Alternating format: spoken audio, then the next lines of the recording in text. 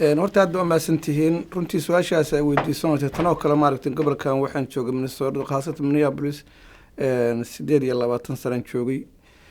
runtii dhacdadan oo kale weli indhaha ma saarin inaan hadee isteedyo kale ama gobollo kale aan ka maqlo maahan laakiin 8 sano gobolkan aan joogay weli tanoo kale dhacay ama wax la mid ah xataa ama wax yar u dhima weli kama dhicin intaan joogay gobolkan laakiin arrinta hadda dhacday waa arrin maaragtay runtii taariikh ku reebi karta gobolka ama Soomaalida ku reebi karta waxa halkan ka dhacay Soomaalida marka la soo qaato oo kala dadba waxa ay boonboonayaan in dadka Soomaalida ay qayb ka yihiin qalqaasaha jira iminka ee ogan maxay kula tahay runtii arrinta horta waa maqlay suuq ay aad ugu jirtaa laakiin waxaan rabaa shacabka Soomaaliyeed iyo cid kasta inaan u caddeeyo anigu xoogaal baan meesha u ahaa meelaha bannaan buux ka dhacayna aad baan maaragtay u joogay runtii lama oran karo Soomaaliya waa ka qayb gashay ama wax burburisay ama wax dhacday lama oran karo haddii qofka unsaas yiri ama dadka suuqa gashay waa suuragal dad Soomaaliyeed oo banaanbax aad uga qayb galay ama shakhsiyaad meesha tagay muuqaalkooda in la arkay oo loo fasiranayo dadku waa iska warbadan yahay Soomaalidu maaragtay inay yiraahdaan Soomaaliya ka qayb gashay laakiin runtii xataa tagida Soomaalidu meesha ay tageen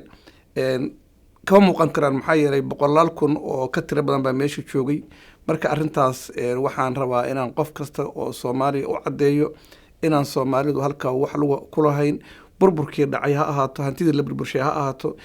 wixii la burburinay ha ahaato maadaama anigu aan xoogaa loo hayo aad meel u dhixmarayay runtii ma arag Soomaali ama wax boobaysa ama Soomaali wax burburinaysa midna ma arag marka arrintaas waxa fiican dadku inay sidaas u fahmaan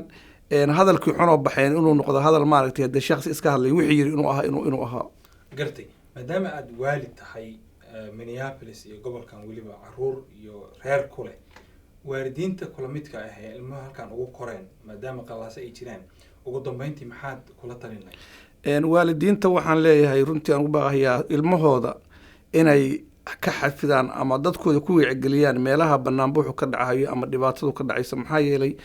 kii wax yar dhaca ama wax yar xada ama wax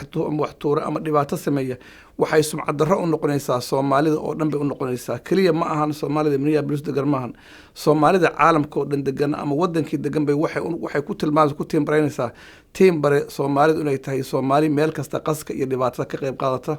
oo wax burburiya oo aan nabad rabin marka hadee ilmihii awalba suuqa galay qof xaniib kara ma xataa kuwa laftigooda waxaan Soomaalida kale ku boorinayaa oo meelaha banaanbaxa taga inay ka qayb qaataan Soomaalida kale inay ku waaniyaan oo ay yiraahdaan waxaan haday arkaan xataa mid wax qaadahaya inay ka waaniyaan oo kala hadlaan hadduu wax burburinayo ay la hadlaan oo qof kasta Soomaali yiraahdo waxaan inoo ma fiicna maxaa yeelay Soomaalida waxa laga aaminsan yahay gobolkan dad shaqaysta oo ganacsada oo maaragtay gobolkan dhaqaale badan soo galiyay taas Soomaali laga aaminsan yahay marka waalidka waxaan leeyahay ilmihiina ama mid banaanka idinka jooga ha ahaado ama kan guriga jooga ha ahaado inay ku booriyaan oo ku dhidhiya ay ku shaqeeyay yiraahdaan ay ku dhiirigeliyaan inayna dhibaatada ka qayb qaadan oo ayna waxa sameyn qof kasta oo Soomaali oo meesha banaanbaxa taga si nabadana ha u tago kii u arko Soomaali oo dhibaato sameynaya in gacanta la soo qabto liyada war anagu waxaan kuma jirno nabad baanu meesha u nimid dhibaatada anagu kuma jirno waa in la yiraahdo oo lagu wacyigeliyaa banaanbaxa qofku waa loo ogol yahay xor buu u yahay